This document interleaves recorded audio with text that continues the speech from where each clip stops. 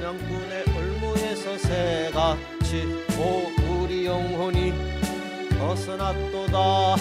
사냥꾼의 올무에서 새같이 오 올무가 끊어졌네. 해방되었네.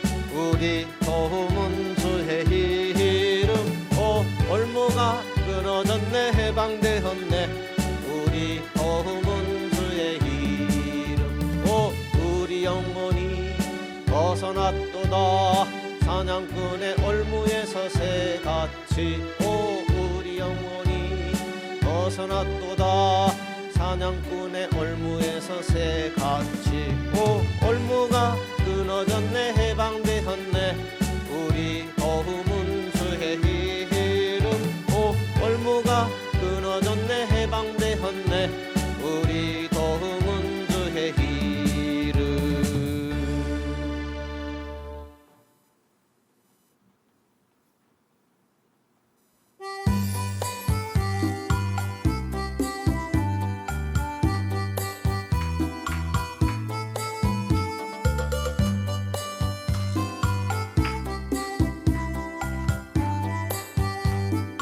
제 많은 이 세상은 내 집안이네. 내 모든 보화는 저 하늘에 있네. 저 천국문을 열고 나를 부르네. 나는 이 세상에 정들 수 없도다.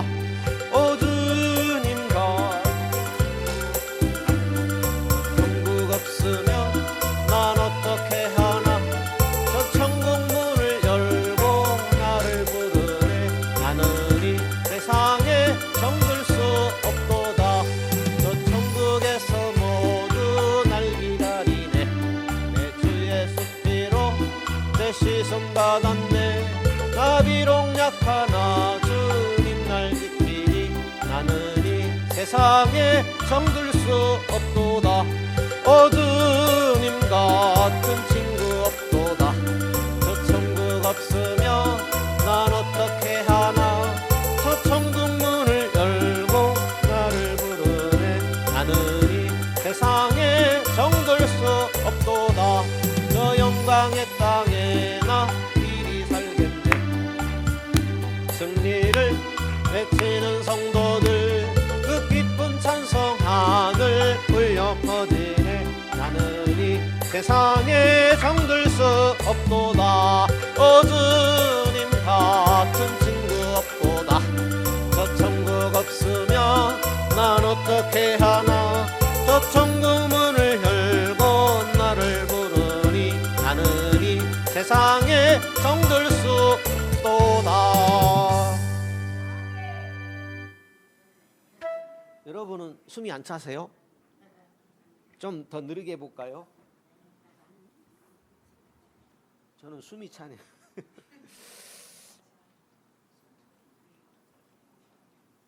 조금 느리게.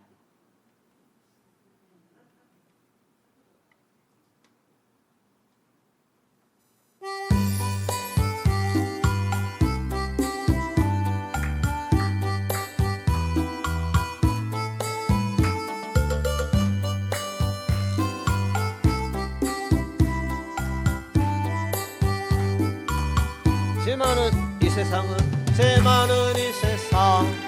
내 집안이네. 내 모든 보화는 저 하늘에 있네. 저 천국문을 열고 나를 부르네. 나는 이 세상에 정들 수 없도다. 오 주님 같은 친구 없도다. 저 천국 없으면 난 어떻게 하나. 저 천국문을 열고 나를 부르네. 나는 이 세상에 정들 수 없도다. 저 천국에서 모두 날 기다리네. 내 주 예수 피로 제 시선 받았네. 나 비록 약하나 주님 날 지키니. 나는 이 세상에 정들 수 없도다. 오 주님 같은 친구 없도다. 쓰면 난 어떻게 하나. 저 천국문을 열고 나를 부르네.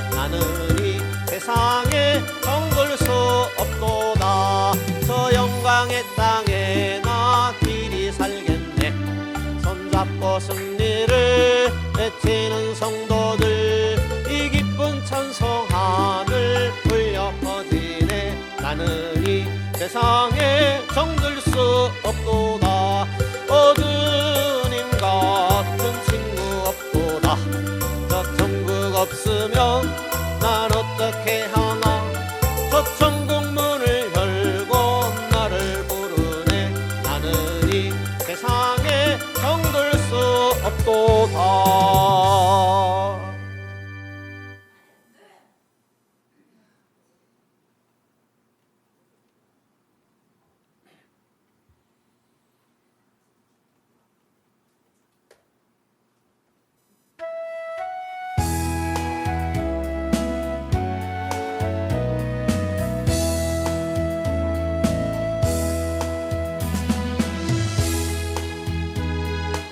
죄송합니다. 제가 제목을 잘못 봤어요. 그 찬양이 아니에요. 그래서 예람 찬양하겠습니다. 천국은 마치. 예람 찬양. 이 찬양은 금주에 이렇게 떠오른 찬양인데 굉장히 경쾌하면서도 감동이 됐어요. 우리 한번 배워보도록 하겠습니다. 쉽습니다. 천국은 마치.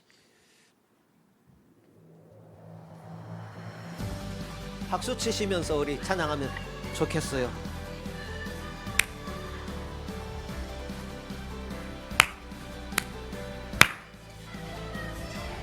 박수. 마치 소리 좀 올려봐요. 감처 인보하 땅속에 묻지 아무도 모르는 보석. 마치 밭에 감처 인보하 땅속에 묻지 아무도 모르는 보석이라네. 조금 더 올려봐요. 볼륨. 그렇죠. 집에 돌아가 팔고 땅 팔고 냉장고 팔아 기어이 그 밭을 사고 말 거야. 천국은 마치 밭에 감춰 힘보하 땅속에 묻지 아무도 모르는 보석. 천국은 마치 밭에 감춰 힘보하 땅속에 묻지 아무도 모르는 보석이라네.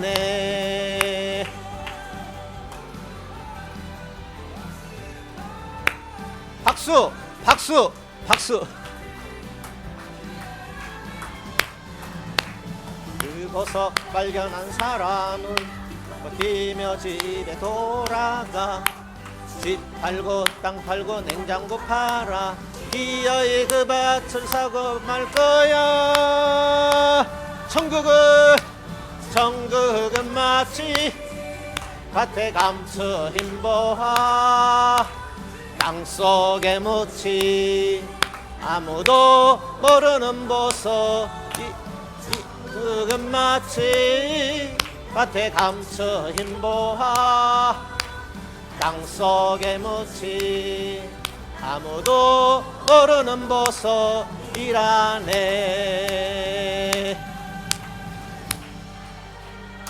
다시 한번 합시다. 천국은 마치. 천국은 마치.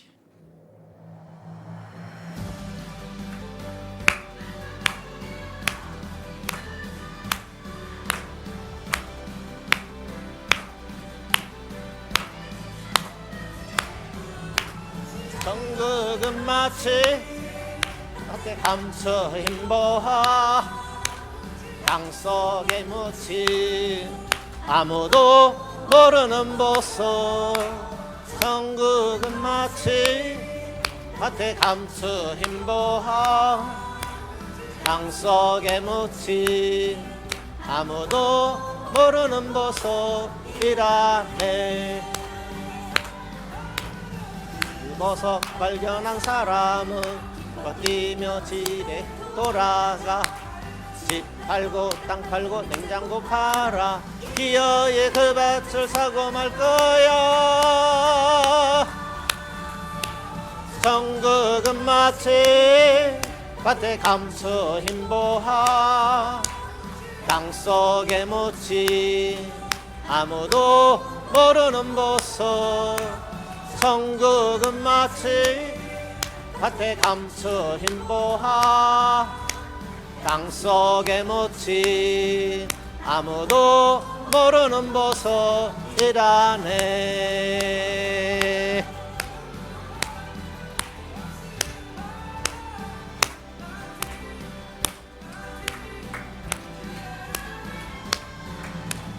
그 보석 발견한 사람은 기뻐 뛰며 집에 돌아가 집 팔고 땅 팔고 냉장고 팔아 기어이 그 밭을 사고 말 거야. 성국은 마치 밭에 감춘 보화 땅속에 묻힌 아무도 모르는 보석. 성국은 마치 밭에 감춘 보화 땅속에 묻힌 아무도 모르는 보석이라네.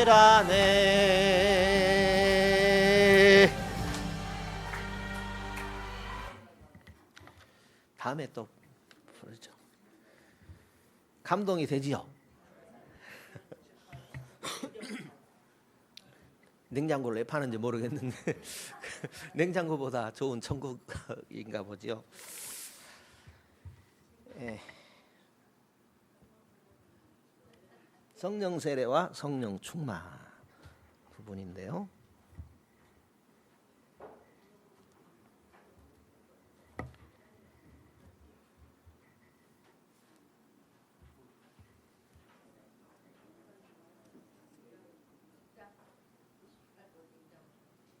그리스도인이 신앙생활하는데 꼭 성령이 필요하다라는 겁니다. 신앙생활은 시작도 성령님이요 진행도 성령님이다 라고 할 때, 그죠?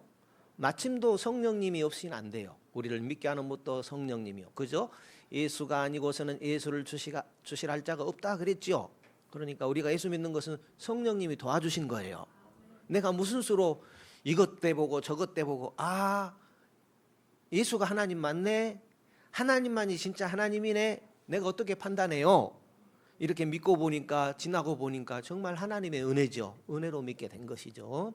그런데 우리 신앙생활에 중요한 것이 성령이다라는 거죠. 그래서 제목이 성령 세례와 성령 충만인데, 성령 세례는 뭐고 성령 충만은 어떻게 정리하면 좋겠는가라는 거죠. 익히 우리가 공부했지만 그래도 또다시 한번 정리해 보자라는 것입니다. 그래서 제목을 붙이자면 그리스도인의 생활의 성령. 우리는 그리스도인이죠. 그리스도인이란 그리스도의 사람이다라는 거예요. 우리는 그리스도의 사람입니다. 그리스도의 사람으로 사는 거예요. 그러면 그리스도인은 신앙생활을 하지요. 신앙생활에는 뭐가 있어요? 성령이 있어요. 그래서 생활의 성령, 그리스도인의 생활의 성령, 이렇게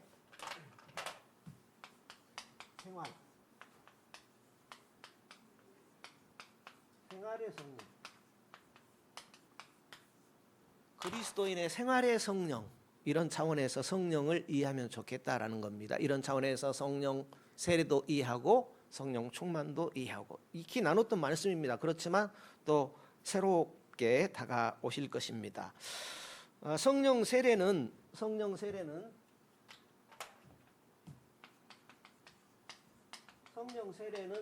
출발입니다.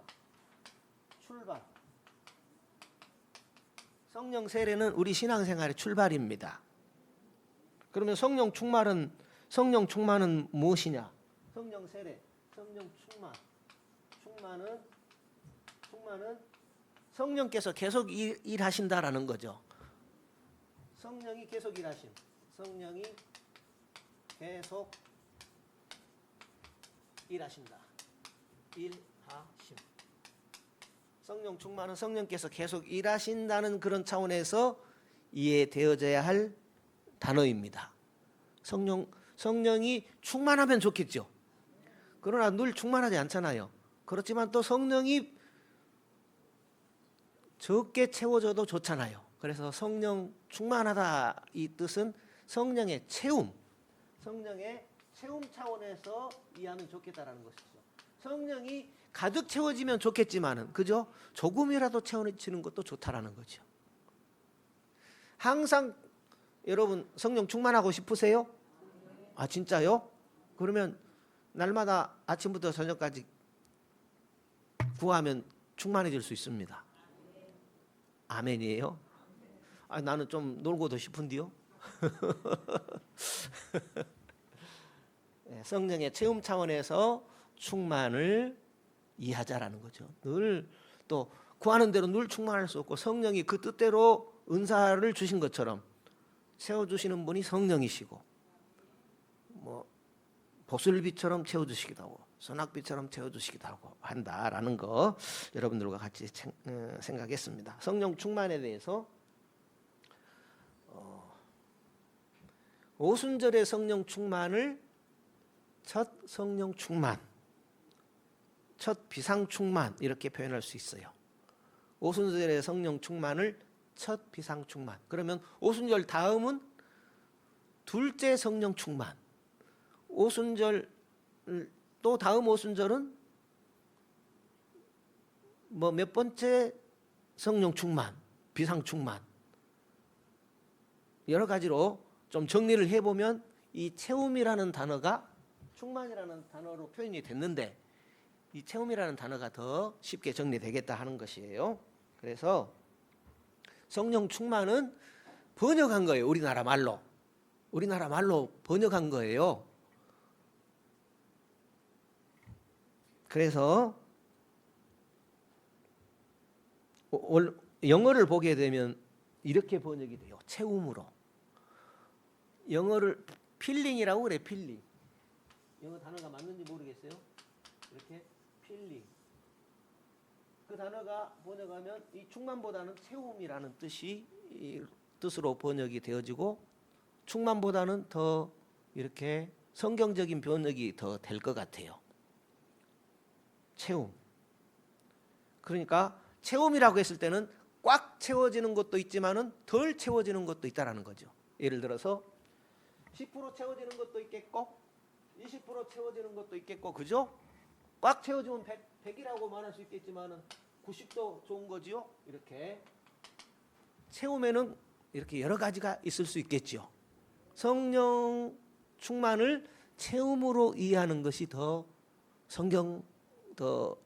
성경적이다. 뭐 더 뭐랄까 정확한 번역이다. 이렇게 말할 수 있겠습니다. 제가 표현한 것은 아닙니다. 그러니까 꽉 채워지는 것도 있겠지만은 이렇게 덜 채워지는 것도 있겠다라는 것이죠. 성령. 우리가 신앙생활하는데 성령의 은혜 아니고는 우리가 예수를 주시라 할 수 없는 것처럼, 우리 신앙생활을 계속 이어나가는 것도 성령의 은혜로 되고 있다라는 사실을 늘 기억하시면 좋겠습니다. 정도의 차이가 있어요. 그 성령의 채워짐이 화끈한 경우 성령이 그냥 화끈하게 임해버려요. 그것을 소낙비라고 표현도 할 수 있겠습니다. 성령이 또 느슨하게 보슬비같이 임하는 그런 경우도 있겠죠. 없는 것보다 좋아요. 조금이라도 성령이 늘 우리와 함께 한다는 사실을 기억하면서 어느 날 보니까 성령의 인도하심의 은혜였다, 이렇게 고백할 수 있으면 좋겠습니다. 그러니까 성령의 이 채움에는 보슬비의 채움, 소낙비의 채움, 이런 것들이 있다라는 거죠. 그리고 오늘 이렇게 충만하게 채워졌으니까 나는 성령 다 채웠다, 그건 저 모르겠습니다. 늘 성령과 가까이 해야 되겠죠. 늘 성령의 채움이 우리에게 필요할 것입니다. 한 페이지 볼까요?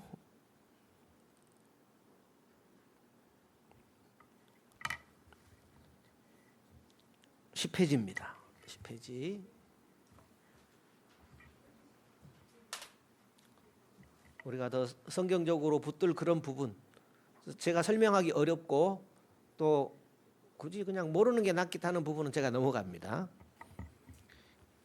10페이지 두 번째, 신약 성경에서 성령 세례는 어떤 의미가 있는가? 신약 성경에 성령 세례에 대해서 표현이 여러 곳에 돼 있어요. 그것을 어떻게 이해하면 좋겠는가라는 거죠. 신약 성경에 성령으로 세례 받았다는 구절이 7번 나온다. 세례 요한이 예수님이 성령으로 세례 주실 것이라고 예언한 말씀이 아리와 같이 4번 나온다.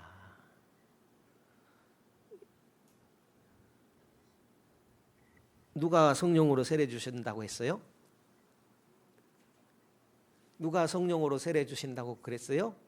예, 예수님은. 그러면 예수님은 어떤 분이에요? 세례 주시는 분. 성경 구절을 읽어볼까요?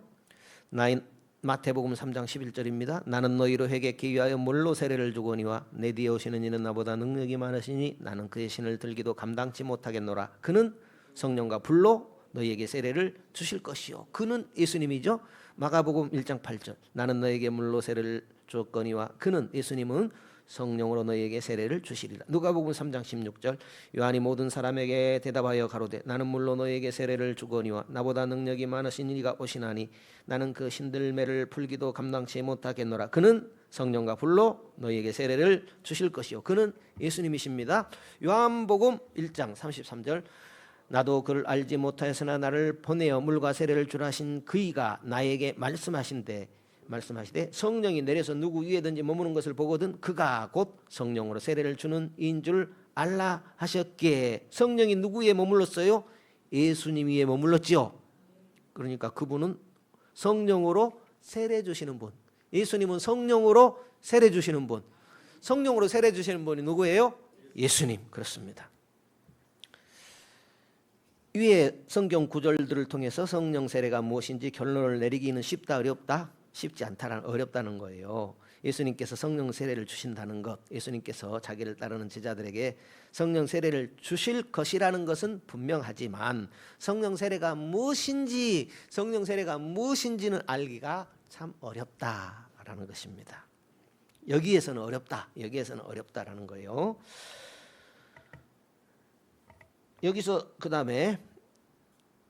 여기서 분명한 것은 성령 세례가 사도행전 2장 오순절 사건으로 이루어졌다는 것이다. 여기에서는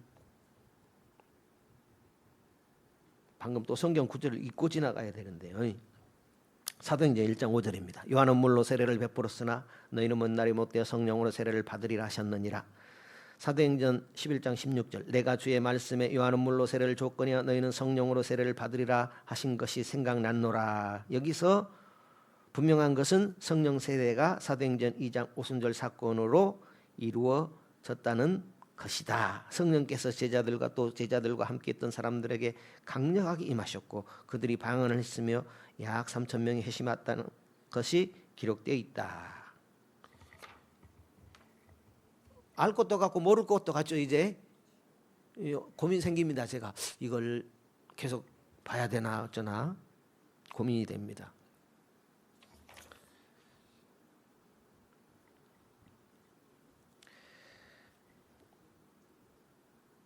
성령 세례에 관한 7구절 중에 마지막 구절은 바울 서신에 나온다. 성령 세례에 관한 7구절 있는데 마지막 구절은 바울 서신에 나온다는 거예요.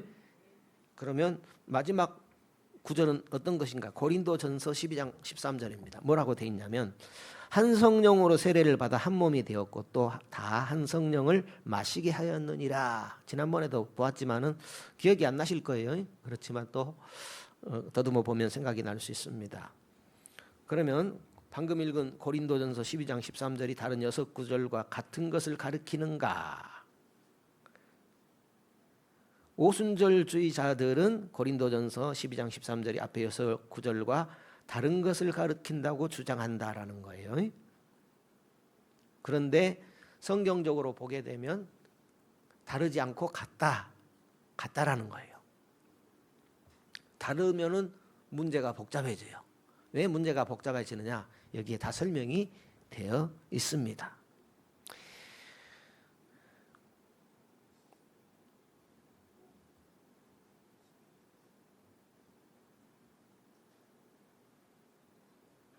약간 이해되는 대로 안 되는 대로 읽어 내려가 보겠습니다. 제가 좀 이렇게 소화를 잘 해가지고 나름대로 정리해 갖고 여러분에게 말씀드리면 좋겠는데 좀 힘드네요, 그 부분이. 그래서 저도 말씀을 드리고 여러분들은 눈여겨보고 그래야 좀 될 것 같아요.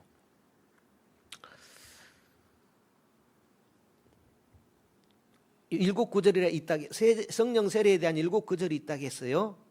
일곱 구절 중에 지금 방금 고린도전서 12장 13절은 일곱 구절 중에서 마지막 일곱 번째 구절, 뭐 순서가 꼭 매겨진 것은 아니지만 그랬습니다. 앞에 6구절에서는 예수님이 성령으로 세례를 주시는 분으로 되어 있으나, 물로 세례를 주듯 예수님께서 성령으로 세례를 주신다고 그렇게 되어 있으나, 고린도전서 12장 13절에서는 예수님이 세례를 주시는 분이 아니라 성령님이 세례를 주시는 분으로 되어 있다고 이제 오순절 주의에서는 그렇게 말하는데, 신학적으로 또 성경적으로 보게 되면 성령님이 세례 주는 것이 아니라 세례는 누가 준다? 예수님이 주는 것이 통일성이 있다라는 거예요. 성령이 주는 세례가 따로 있고 예수님이 주는 세례가 따로 있는 것이 아니라 성령 세례는 누가 주신다? 예수님이 주신다라는 거예요. 그렇지만 오순절 주의에서는 성령이 세례를 주신다 이런 표현을 하는데 복잡하다라는 거예요. 중간쯤에 고린도전서 12장 13절에서 바울은 우리가 그리스도의 한 몸 속으로 들어가는 것이 성령 세례라고 한다. 바울은 그리스도의 한 몸 속으로 들어가는 것이 성령 세례라고 표현했다. 성령 세례란 무엇인가 했을 때 설명이 잘 되어지고 있는 그런 구절이라고 보겠습니다. 고린도전서 12장 13절이 뭐예요? 한 성령으로 세례를 받아 한 몸이 됐고, 저와 여러분은 한 성령으로 세례받아 한 몸, 예수 그리스도의 몸이 되었죠. 그것을 뭐라고 그래요? 성령 세례. 그러니까 성령 세례 가장 간단한 구절, 가장 뭐랄까요, 우리에게 설득력 있는 구절은 고린도전서 12장 13절. 한 성령으로 세례를 받아 한 몸이 되었고, 성령으로 세례 준 게 아니에요. 이것은 한 성령으로 세례 받았다고 해서 성령이 세례 준 게 아니고 한 성령의 세례를 받았다 그 말입니다. 그리고 한 성령을 마시게 하셨느니라 그렇게 되어 있는데, 이것은 그리스도의 몸속으로 들어가는 성령 세례를 말한다라는 것입니다. 그래서 성령 세례를 회심 이후에 받는 것이 아니라 회심과 동시에 받는 것이다. 성령 세례는 그리스도인이 될 때 받는 것이다라는 거죠. 성도 여러분, 우리가 예수를 주로 고백하는 것은 성령이 아니고서는 받을 수 없죠. 고백할 수 없죠. 성령으로 고백하는 것을 성령 세례 받았다 그렇게 표현합니다. 성령으로 예수를 주라 신하죠. 그것을 성령으로 세례 받았다 이렇게 표현하는 것입니다. 그것이 회심이죠. 회심. 회개 더하기 믿음이 회심입니다. 예수를 주로 고백한 자는 믿지 않을 수가 없죠. 예수가 주님인데 어찌 안 믿어요? 그죠? 예수가 하나님인데 어찌 안 믿어요? 성령이 알게 하는데 어찌 안 믿어요? 그래서 회심이라고 할 때 회개 더하기 믿음. 예수님이 하나님인 줄 몰랐는데 하나님이거든요. 죄 용서받고 이 땅에 우리 죄를 사실 오신 분이 하나님의 아들이시다, 구세주다라는 것이 믿어지는 것, 알게 하는 것이 성령님이다라는 거예요. 그것은 바로 다른 표현으로 성령 세례다라는 거예요. 성령 세례가 따로 있는 게 아니고 그것이 성령 세례다라는 것입니다. 그러니까 성령 세례는 회심과 동시에 그리스도인이 될 때 받는 것. 성령 세례는 그리스도의 사람이 되는 거잖아요. 성령 세례를 왜 주겠어요? 그리스도께서 그리스도의 사람 되게 하려고, 그리스도의 몸이 되게 하려고, 그리스도를 머리로 한 몸이 되게 하려고 성령 세례 받게 해서 예수를 주로 고백한 그리스도인이 되게 한 것입니다. 그래서 성령 세례는 뭐예요? 회심과 동시에 그리스도인이 될 때 받는 것, 회심될 때 받는 것, 그리스도인이 되어지는 것, 그것이 바로 성령 세례다 이렇게 이해하면 좋겠습니다. 그래서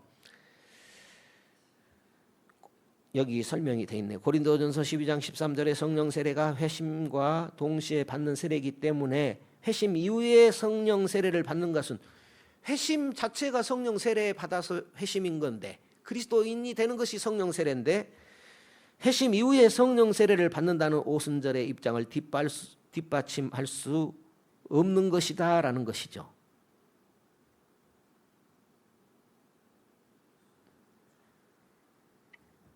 회심 이후에 성령 세례를 받는다는 것은 성경적으로 뒷받침이 안 된다라는 거예요.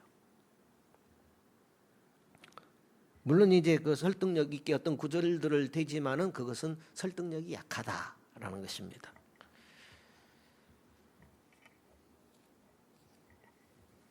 넘겠습니다. 13페이지 가운데쯤이요. 그리스도의 몸은 성령 세례 받은 후에 우리가 처한 장소이다. 그리스도의 몸은 성령 세례 받은 후에 우리가, 여기 세례는 성령 세례를 말해요. 그리스도의 몸은 성령 세례 받은 후에 우리가 처한 장소. 여러분, 예수님의 몸이 따로 있어요? 우리가 그리스도의 몸이죠. 네. 여기 성경이 여기에 표현하는 그리스도의 몸은 구원받은 성도를 말해요. 예수 믿는 성도, 예수 믿는 성도가 그리스도의 몸이죠. 그것은 성령 세례 받은 후에 우리가 처한 장소. 이렇게 볼 때 고린도전서 12장 13절도 앞에 6구절 같이 뭐라고 영어로 써졌는데 저도 잘 모르겠어요. 성령과 함께 세례받는 것이다. 그렇게 되어 있는데요. 고린도전서 12장 13절에서 바울은 성령으로 받은 세례는 고린도전서 12장 13절을 다시 읽어드리면 한 성령으로 세례를 받아 한 몸이 되었고 한 성령으로 세례받아 한 몸이 되었다. 성령 세례를 받아 그리스도의 몸이 되었다. 그 말입니다. 바울은 여기에서 성령으로 받은 세례는 우리가 그리스도의 몸속으로 유입되는 회심과 동시에 일어난다고 했다. 방금 했던 말의 반복입니다. 성령으로 받는 세례는 그리스도인의 삶의 시작에서 일어난다. 성령으로 받는 세례는 회심에서 일어난다. 성령이 아니고서는 성령으로 예수를 주라 하는 것, 그것은 성령 세례 받은 사람을 말해요. 성령 세례로 우리가 예수님을 주로 고백하게 된 것입니다. 그것을 회심이라고도 그래요. 성령께서 우리에게 새 생명을 주시고 우리를 죄의 능력과 죄에 대한 사랑에서 끊어내시는 성화의 첫 단계, 그것이 성령 세례다라는 것입니다. 그래서 성령 세례, 그리스도인이 되는 것, 회심, 이것은 뭐예요? 성화의 첫 단계, 성화의 시작. 회심을 다른 말로는 구원받았다 이렇게도 표현해요. 그러니까 적절치 않은 표현이죠. 사실 구원받았다라는 것은 아직 구원 다 받은 것 아니잖아요. 믿음으로 구원받은 것이죠. 다른 말로는 칭인데 이것을 성령 세례 또 성화의 첫 단계, 이걸 또 엄격히 구분하면 복잡해지는데 이렇게 뭉뚱그려서 표현할 수 있어요. 성령 세례는 회심 이후의 체험이 아니라 회심한 자, 그러니까 성령 세례는 회심의 체험이거든요. 그런데 회심 이후에 또 성령 세례를 받는 게 아니라는 거죠. 회심과 동시에 그리스도인의 삶을 시작할 때 성령 세례 받는 거다라는 거죠. 성령 세례와 함께 그리스도인이 시작돼요. 성령 세례와 함께 회심이에요. 회심이 시작돼요. 그러니까 회심 후에 내가 그리스도인이 된 다음에 성령 세례를 받는 게 아니라 성령 세례와 동시에 그리스도인이 된다라는 거죠. 예. 그렇다면 또 사도행전 1장 5절과 11장 16절에 오순절 성령 세례가 있었잖아요. 제자들이 오순절에 성령의 충만함을 받았잖아요. 그 오순절의 성령 세례라고 표현을 하거든요. 그러면 그것은 어떻게 이해할 것인가? 오순절의 입장처럼 제자들이 이미 성령으로 중생했는데 중생 후에 성령으로 새로운 능력을 체험한 것이 아닌가 하는 물음입니다.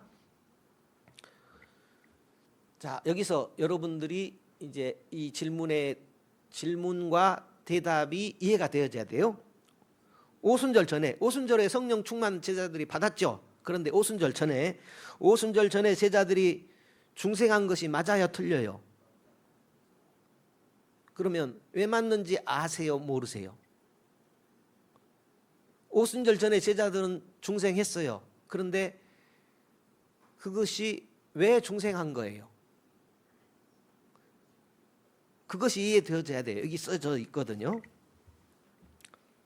성부 하나님께서 이끌어 주셔서 예수님께 왔죠. 누가? 제자들이.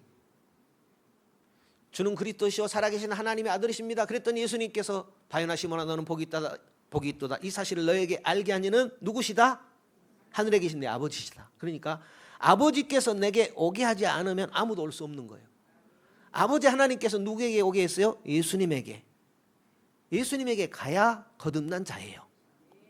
거듭났으니까 예수님에게 가고 예수님에게 갔으니까 거듭나고, 순서는 뭐 우리가 이랬다 저랬다 정확하게 표현하기는 힘들어요. 예수님에게 간 자가 거듭난 자예요. 예수님에게 안 간 자는 거듭난 자가 아니에요. 우리가 거듭나는 길은 예수님께 가는 거거든요. 그런데 하나님 아버지께서 이끌지 않으면, 성령이 아니면 예수님께 갈 자가 없는 것이죠. 그런데 오순절 전에, 오순절 성령 충만 받기 전에 제자들이 중생한 것은 맞다라는 거죠. 왜요? 예수님께 갔으니까, 아버지 하나님께서 그들을 거듭나게 했으니까 예수님께 간 거죠. 제자들은 예수님을 하나님의 아들로 고백했으니 이미 예수님께로 온 자, 거듭난 자, 중생한 자입니다. 제자들은 새 생명을 이미 받은 것이다, 중생한 것이다 라는 거죠. 그러면 예수님의 제자들은 성령 세례 받았네, 오늘 우리로 말하면 성령 세례 받았네, 이렇게도 표현할 수 있잖아요. 그런데 그게 아니라는 거예요. 그게 아니라는 것이 이제 이해가 되어지면 좀 정리가 되어질 것입니다. 그 다음에 14페이지. 오순절 사건은 제자들의 삶에서 더 개인적인 사건만이 아니다. 제자들의 삶에서, 제자들 시대에 예수님 승천하시고 승천한 지 10일 만에 오순절에 성령이 이 땅에 충만하게 내려오는 사건이 있었잖아요. 그런데 그것은 제자들의 개인적인 사건만에 해당되는 것이 아니다라는 거예요. 오순절은 옛 언약의 성령 사역과 새 언약의 성령 사역 사이의 과도기다. 뭐라고요? 옛 언약의 성령 사역, 새 언약의 성령 사역. 옛 언약의 성령 사역, 새 언약의 성령 사역. 옛 언약의 성령 사역은 하나님 아버지께서 눈에 안 보이잖아요. 눈에 안 보이는데 성령으로 누구를, 제자들을 예수님께 인도한 거죠. 성령은 옛적에도 계셨죠. 오순절 이후에만 이 땅에 충만하게 임하신 것이 아니라 성령에는 옛적에도 활동하셨어요. 그러니까 과도기입니다. 오순절 성령 충만회 때는 과도기입니다. 성령은 물론 구약 시대에도 역사하셨다. 성령은 창조 때 물 위에 운행하셨죠. 삼위일체 하나님께서 우리가 우리의 모양대로 사람을 만들고 그랬잖아요. 성부, 성자, 성령. 그때도 계셨죠. 하나님을 섬기는 봉사의 리더십과 예언을 위해 능력을 베푸셨다. 구약 시대에 개인들에게 나타난 성령의 역사는 대체적으로 큰 것이었다, 약한 것이었다? 신약 시대에 비하면, 오순절 성령이 강림하신 이후에 비하면 대체적으로 성령의 역사는 구약 시대에 개인들에게 나타난 성령의 역사는 대체적으로 약했다. 특별한 경우에는 얼마든지 강하게 나타났다라는 거예요. 그러나 대체적으로 약했다라는 거죠. 신약 시대에 비하면 약했다라는 그런 뜻이 되겠습니다. 그 다음에 15페이지입니다. 성령께서 구약 시대에는 덜 강하게, 덜 광범위하게 역사하셨다는 경우들이 있다. 구약 시대의 성령은 소수의 사람들에게 사역의 능력을 제공했다. 그러나 모세는 성령께서 하나님의 모든 백성들에게 쏟아 부어질 그날을 사모했다. 구약 시대는 사울의 경우처럼 특별한 사역을 위해 성령께서 임하셨다가 물러가시기도 했다. 다윗도 성령을 잃을까 두려워했다. 구약 시대는 사단의 지배를 깨는 능력이 약했고 이스라엘 주변의 이방인들에 대한 전도 효과도 적었다. 옛 언약의 성령은 이스라엘 민족에게만 제한되었다. 옛 언약의 성령은 누구에게만 제한되었다? 이스라엘 백성들에게만 특별히 작용했다라는 거예요. 그러나 새 언약 시대, 오순절 성령 강림 이후 시대를 새 언약 성령 시대예요. 교회가 하나님의 거처이고, 교회가 누구의 거처라고요? 하나님의 거처고, 이방인들과 유대인들이 그리스도의 몸속에서 하나 되었다. 연합되었다라는 거예요. 이거 굉장히 중요합니다. 이방인들과 유대인이 하나 되는 거.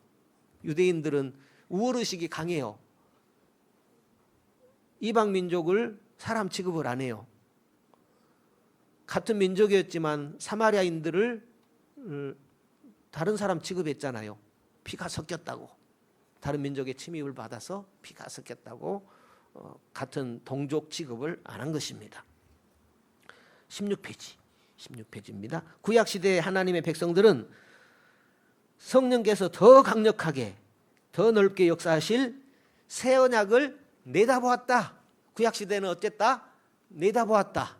그러니까 약했다. 그 뜻을 또 이렇게 표현하고 있습니다. 그 다음에 17페이지 신약시대가 되자 세례 요한이 구약의 마지막 예언자로서 자신은 물로 세례를 주지만 누구는 예수님께서는 성령으로 세례를 주실 것이라는 것을 알았다. 세례 요한은 여전히 성령의 역사면에서 옛 언약 시대에 살고 있었다. 구약의 마지막 선지자라고도 하죠. 세례 요한을 구약의 마지막 선지자라고도 하죠. 그런 차원에서 이해되어져야 할 내용입니다. 그 다음에 18페이지입니다. 우리는 예수님의 생애에서 성령의 새 언약의 능력을 최초로 보았다. 예수님이 세례 받으실 때 성령이 하늘에서 비둘기처럼 내려오셨다 그랬죠. 예수님이 세례를 받으실 때 성령께서 내려오셨습니다. 예수님이 유혹을 받으신 후에 성령의 능력으로 갈릴리로 가셨습니다. 성령의 능력으로 그냥 갑자기 배도 안 탔는데 비행기도 안 탔는데 그냥 순식간에 그냥 움직이는 역사가 일어났습니다. 예수님이 유혹을 받으신 후에 성령의 능력으로 갈릴리로 가셨습니다. 예수님은 말씀으로 귀신들을 쫓아내셨고 예수님에게서 온 모든 사람들을 치료하셨고 전에 없었던 권위로 가르치셨습니다. 예수님은 성령의 새 언약적 능력이 어떤 것인지 미리서 보여주셨습니다.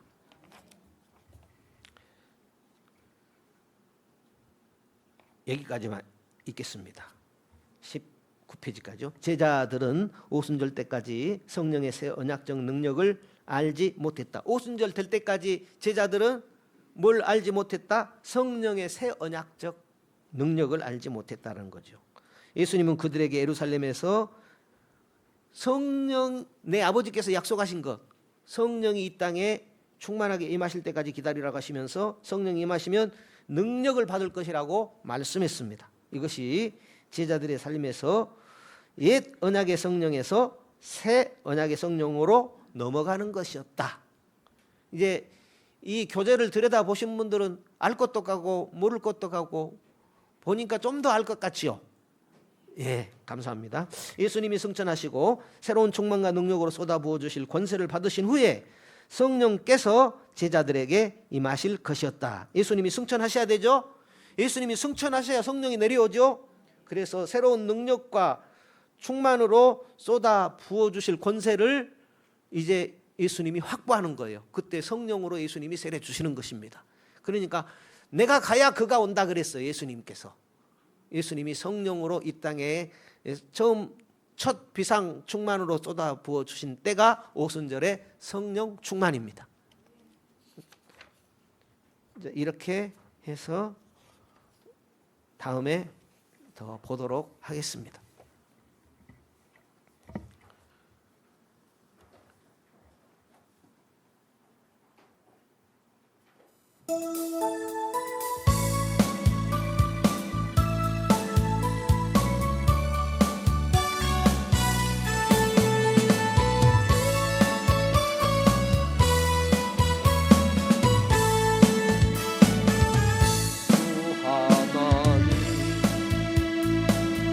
독생자 예수 날 위하여 오시었네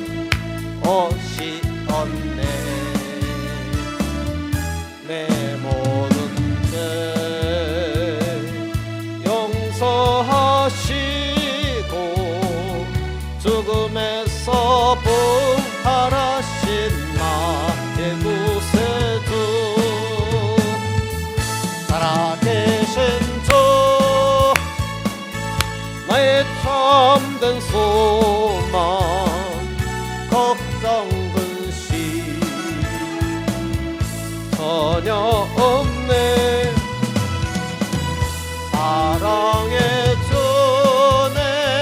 갈 길 인도하니 내 모든 삶의 기쁨을 충만하네. 주 안에서 거듭난 생명 거우시는 주의 사랑 참 기쁨과 확신 가지고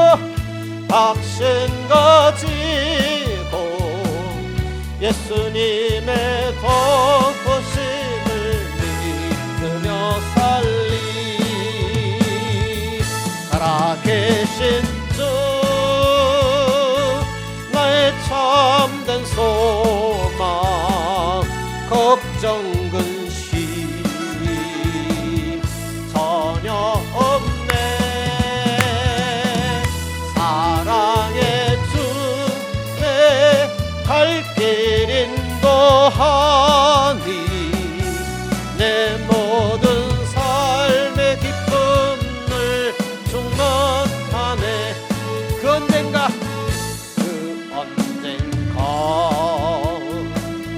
주 뵐 때까지 주를 위해 싸우리라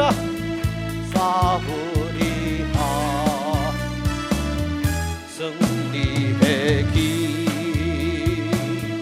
멀고 험해도 주님께서 나의 앞길 지켜주시리. 살아계신 주 나의 참된 걱정 근심 전혀 없네. 사랑의 주내 갈 길 인도하리 내 모든 삶의 기쁨을 충만하네.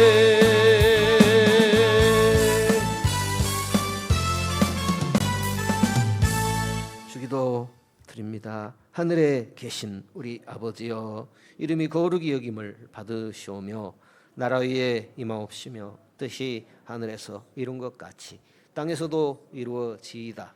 오늘날 우리에게 일용할 양식을 주옵시고 우리가 우리에게 죄 지은 자를 사하여 준 것 같이 우리 죄를 사하여 주옵시고 우리를 시험에 들게 하지 마옵시고 다만 악에서 구하옵소서. 대개 나라와 권세와 영광이 아버지께 영원히 있사옵나이다. 아멘.